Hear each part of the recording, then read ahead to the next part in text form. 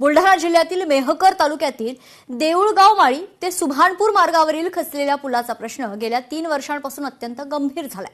दुरुस्ती अभावी या धोकादायक पुलावरून प्रवास करताना शाळकरी मुलांचे आणि नागरिकांचे जीव टांगणीला लागलेले असतात। स्थानिक प्रशासनाचे याकडे पूर्णपणे दुर्लक्ष आहे। अपघाताची शक्यता देखील आता नाकारता येत नाहीये। पाहूयात।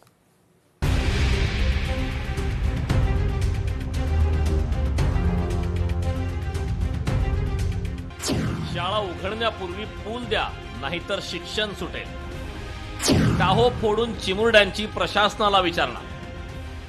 निखळलेल्या पुलावरून विद्यार्थ्यांचा जीवघेणा प्रवास। देऊळगाव माळी ते सुभानपूर मार्गावरील नदीच्या खचलेल्या पुलाचा प्रश्न आता अत्यंत गंभीर बनलाय।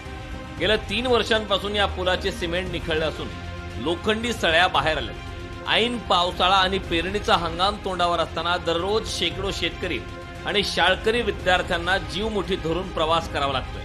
मात्र प्रशासनाने याकडे दुर्लक्ष केलं। याबाबत प्रशासनाकडे वारंवार दुरुस्तीची मागणी करूनही त्याकडे दुर्लक्ष केलं जातं। आम्ही इथनं शेतातनं जातो, आम्हाला जाताना खूप त्रास होतो।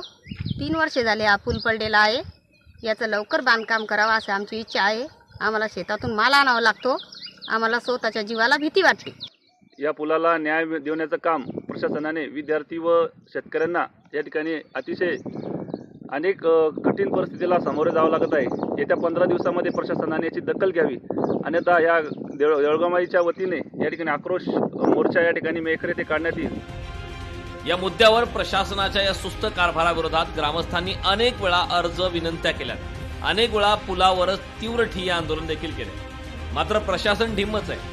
30 जून पासून शाळा सुरू होत आहेत, तोपर्यंत या रस्त्याचा प्रश्न मार्गी लागणे गरजेचे आहे, अन्यथा विद्यार्थ्यांना शाळेत जाणे कठीण होणार आहे। मी रोज या रस्त्यावरून येणं जाणं शाळेमध्ये करतो। आम्ही देऊळगावमाळीमधील महात्मा ज्योतिबा फुले या शाळेत शिकत आहोत। या पुलामुळे पावसाळ्यात या पुलामुळे आमची शाळा खूप दिवस बुडते।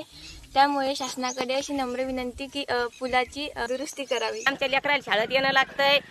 आमच्या रस्त्याची काही दुरुस्तीचं काम 2 वर्ष झाले। आमच्या लेकराची वाहनाची काही माल आणणं लागतो। लेकराचं शिक्षणाचं महत्व म्हणजे लेकराचं शिक्षणाचं शाळेचं बुडून राहिले। लोक इकडे तिकडे लेकरं टाकायला पांगवायला लागले।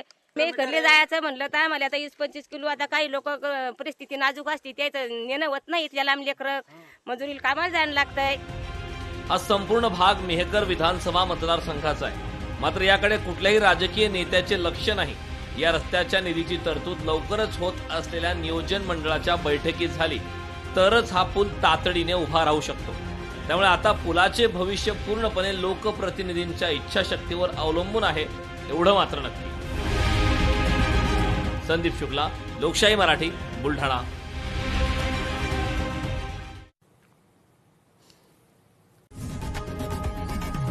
लोकशाही मराठी ऐका, पहा, जागरूक रहा।